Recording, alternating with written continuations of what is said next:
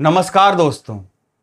आज मैं बात करने वाला हूं एक ऐसे ट्रेडिशनल इन्वेस्टमेंट डिसीजन के बारे में जो सदियों से चला आ रहा है और उसे हमारे दादा परदादा और सभी जनरेशन ने सेफ और स्मार्ट माना है।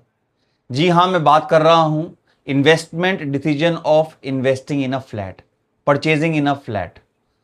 तो हम ये मानते हैं कि हम जब फ्लैट में इन्वेस्टमेंट करते हैं तो फ्लैट में इन्वेस्ट करने के बाद जो सैलरीड पीपल होते हैं they use to give EMIs for 15, 20, 25 years.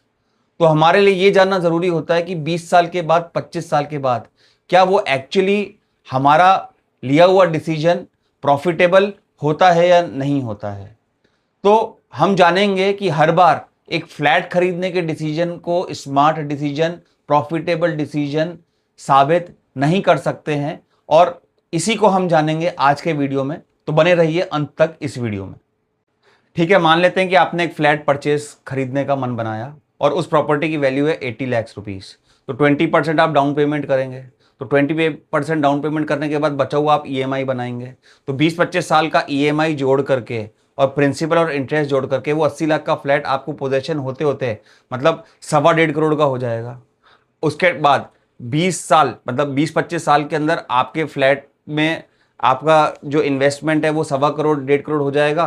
लेकिन साथ साथ नए प्रोजेक्ट्स भी डेवलप होना शुरू हो जाएंगे और टेक्नोलॉजी इन कंस्ट्रक्शन भी चेंज हो जाएगी। तो होगा क्या कि जब तक आप 25 साल खत्म करेंगे और अब आप उसको बेचना चाहेंगे तो देखेंगे कि कई बार आपको फ्लैट की इक्वल वैल्यू भी नहीं मिलेगी।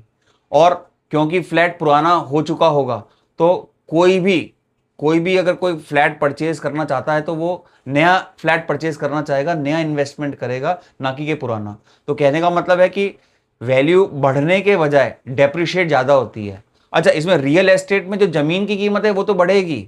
अगर मान के चलिए कि आपने 1200-1300 स्क्वायर फीट का खरीदा है तो वो 1300 स्क्वायर फीट बिल्टअप एरिया और सुपर बिल्टअप एरिया मिला करके है, ना कि जमीन की स्टैंड अलोन कीमत है।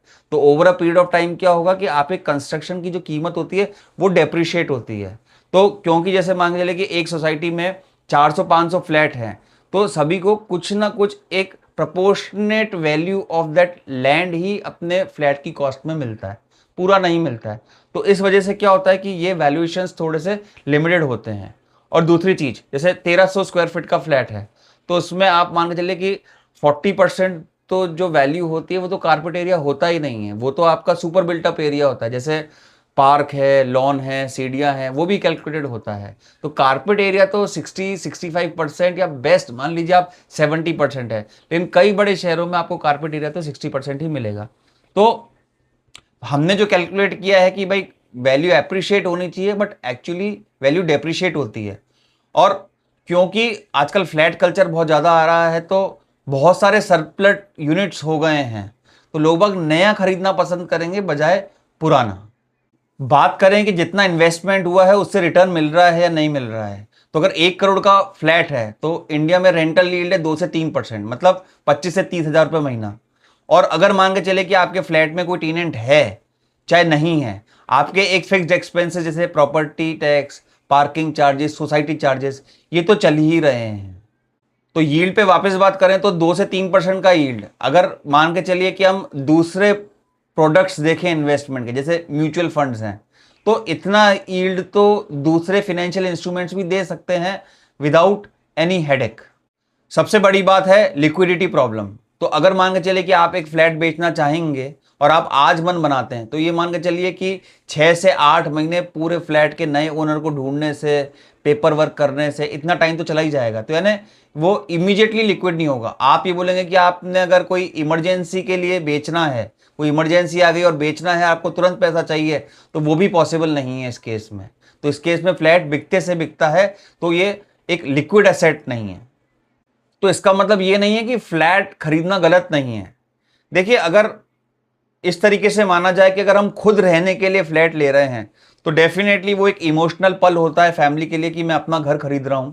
तो ऐसे में अगर हम खुद रहने के लिए रह रहे हैं और हमारे पास अगर सोर्स ऑफ फंड है तो हमें बिल्कुल फ्लैट लेकर के अपनी फैमिली को एस्टैब्लिश करना चाहिए। बट हम अगर ये सोच रहे हैं कि उसको इन्वेस्टमेंट कर देंगे ताकि हमारा जो फंड है उसमें कुछ एप्रिसिएशन हो जाए, तो उसके लिए फ्लैट खरीदना एक बेहतर विकल्प नहीं हो सकता है, जैसा कि मैंने इस वीडियो में आपको बताया है। तो आपकी क्या राय है ये सब जानने के बाद कि फ्लैट में इन्वेस्टमेंट ज़्यादा बेटर है या जो दूसरे फाइनेंशियल प्रोडक्ट्स हैं जैसे म्यूचुअल फंड है, डेरिवेटिव्स है, ईटीएफ्स है, उनमें निवेश करना चाहिए? तो आप कमेंट करके मुझे बताइए। वीडियो पसंद आया तो आप इसको लाइक, कमेंट, सब्सक्राइब जरूर करें। मिलते हैं नेक्स्ट वीडियो में।